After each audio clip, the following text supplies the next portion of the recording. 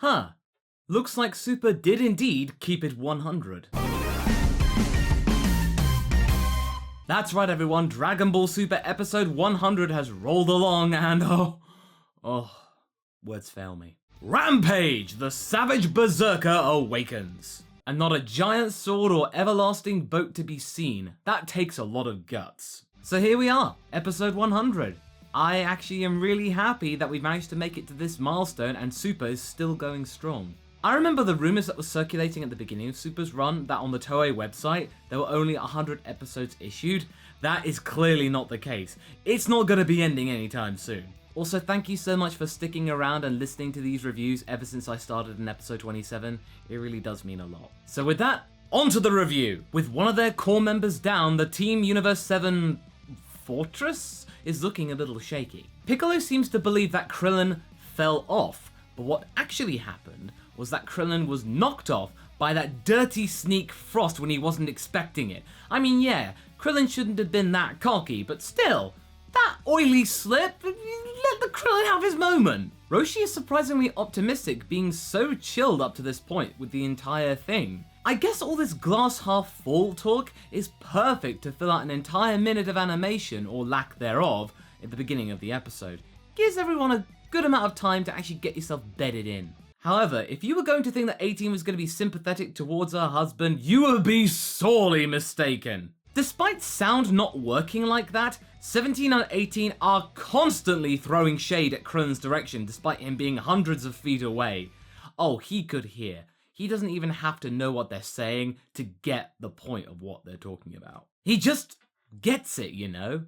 I imagine that this is not the first time it's happened to him. Either way, 17 and 18 are fighting each other, so I guess we've got to just take one loss as a gain in some way. We cut back to Vegeta's tussle with Botamageta. That is just basically Magetta with Botama on his head covering his ears so he can't be susceptible to Vegeta's insults. And it's proving rather difficult for the regular Super Saiyan Vegeta. Luckily for him, a little thing called a plot device comes in his direction to save him. Enter Kaba, who is keen to prove himself against his master, which is preluded with the young Saiyan one-shotting two fighters, one being Murasame of Universe 10, and rather surprisingly and more notably, Nigrishi from Universe 3, who was being billed to be one of the spearheading fighters of that team. I thought that guy would get more screen time. Oh well. In any case, it shows how tough Kaba is, and that's okay with me. Without another word, Kaba goes Super Saiyan and is desperate to prove to his master how strong he truly is. But Kaba, don't you remember Super Saiyan Blue?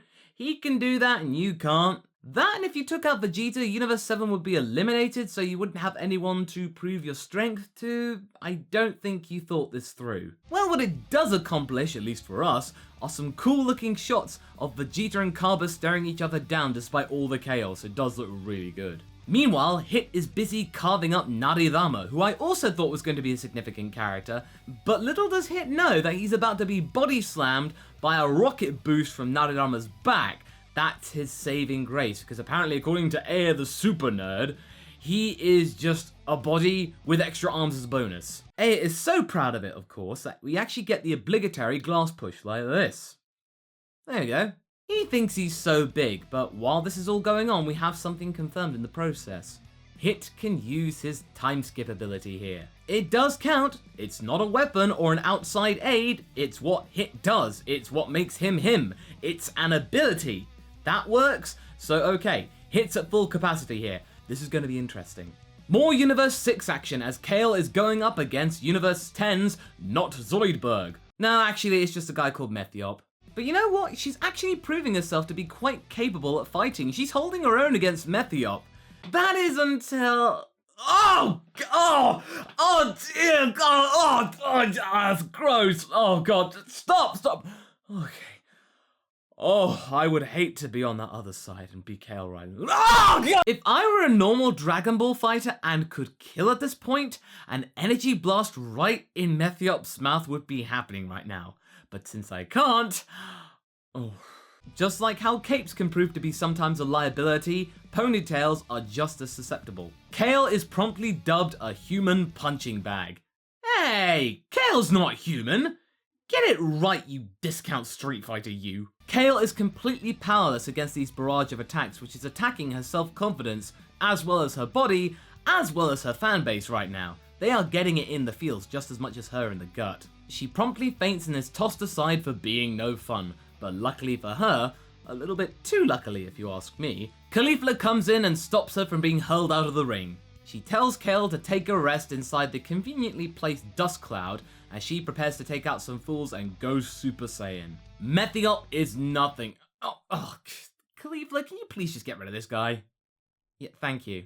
Caulifla then has to deal with Napapa as he hugs her through many conveniently placed rocks. So much for the build quality of the stadium, eh? She's almost on the edge of the ring as Napapa does his sumo-like thing, but apparently this was all part of Caulifla's plan. She digs down and slams Napapa head over heels, literally, into the ring, cracking off a little bit of it, and he goes with it out of the arena and out of the fight. Fortunately for Caulifla, and for us, Kale is still there when she returns to her side. Now this is the point where if you weren't too sure about Caulifla and whether she was just a jerk in general, this is where your mood will change. This entire scene proves that Caulifla is not that bad. She truly cares for Kale. She can see her potential and that there's a lot that she can do and that she wants to be the one to help her realize what she's capable of. It's really moving, like proper, genuine actions like, hey, look at me, look here. I don't think I remember seeing this in Dragon Ball before. This is quite new. I like it. This pep talk is so motivating, in fact, that they've actually got their sights set squarely on Goku. Yeah, that's right, Goku. Speaking of Goku, he's busy fighting, or at least trying to fight, the Yardratian Jimizu, who's basically just using instant transmission all over the place. And I imagine that would have been his strategy of just using instant transmission across the entire stadium so that nobody could actually hit him. That is until Caulifla comes in unawares and just punts him off the ring in a really comedic fashion. He just goes heads over heels and just, oh yeah, so much for that guy. Man, we were all really thinking he proved to be of some worth, but I guess not. There's at least 3 characters we thought would have actually important significance in the plot and have proven to be very ineffectual. Goku turns around to Caulifla and Kale and asks who they are, despite actually greeting himself in front of them less than 10 minutes ago. I bet a lot of people right now are poising their fingers over the comments section about to say that if she goes Super Saiyan Blue, that they're done with Super. It's become a little meme as of late. Caulifla wants to act all tough against Goku, but Kale's really not helping her case right now, as she's just so demure, that's not really threatening. Goku recognizes this and considers them just a bunch of amateurs, and asks them quite amusingly that, "Can I go now?" Oh, that's cute. Whoa, that's pretty hot. Whoa. Okay, yeah, Caulifla just bulked up right there. Oh, she went big. She didn't go home. So yeah, Caulifla just powered up to Super Saiyan Grade 3 or Ultra Super Saiyan. Oh, she has no idea what she's in store for. We've got another Trunks here, people. Yeah, that fight's done within a couple of seconds, as once again, Goku has to explain that that form is no good because, yeah, sure, it's powerful, but you sacrifice your speed as well as your stamina, because within a few seconds after that, Caulifla then just falls back down into regular Super Saiyan. She pretty much gambled that that would have been a one-hit KO, just like before, because that worked on other people, so why wouldn't it work on Goku? Oh right, yeah, it's Goku. But then Goku's actually quite enamored to Caulifla now, as he then shows off Super Saiyan 2 as the way to go in the future for her. Not even like Beerus could interrupt these two actually bonding, as it were. She sure enough unlocks Super Saiyan 2 with a little help from Goku, and she is just so excited right now. Goku's even trying to encourage her to go Super Saiyan 3. Yeah, she'll be so excited to unlock Super Saiyan 3, she'll be unaware of the power drain, she'll lose all the energy, and then you can just toss her out of the ring. Yeah, okay, alright, I get that battle plan, alright. For now though, we are treated to a very cool fight between Caulifla and Goku as they're going about the ring really quickly. And it just seems genuinely intense that they're actually fighting properly, not just half-arsing it. It looks really good. But yeah, I actually find it really cool that Goku's got a study buddy now, like how Kaba has Vegeta, kind of. Kale is doing nothing right now. She wants to help, but there's nothing that she can do. Caulifla then goes back in to fight Goku, and Kale's just completely powerless, feeling absolutely terrible with herself. Yeah, that's gonna happen. This plot point is about to be sealed as Kale launches an energy blast at Goku trying to help her master, but then Goku tells her to go away. and then when Caulifla's asked for support, she just ignores Kale. Cue Super Saiyan Berserk! And oh my god, it's just like Broly's scene. It's just completely the same. Oh yeah, Broly's not canon. That's confirmed because neither Goku or Vegeta remember this transformation. I think they would remember Broly if he was actually in the show. He's not. That's all done. We can put that to bed, just like how Kale's about to put Goku to bed in a nice comfortable rock coffin. By going full Avengers on Goku. I mean, this is just uncanny. I bet even the flings that Kale does to Goku are just identical to the Avengers movie. So after Kale is finished hurling Super Saiyan 2 Goku around like a piece of paper, Goku has to use Super Saiyan Blue against her, albeit reluctantly, because you know the whole stamina drain when you activate it. Yeah, he kind of needs that for later, not right now, but he's got no choice. He charges up a Kamehameha, and it does nothing. Oh my god, okay. I did not expect that. After surprising us all, Kale then falls foul to what Broly did in movie 8. Her overflowing ki is just too much and she can't control it, she just has to release it in energy blast throughout the entire stadium. And thankfully, it takes out Methiop, that really scummy, gross git.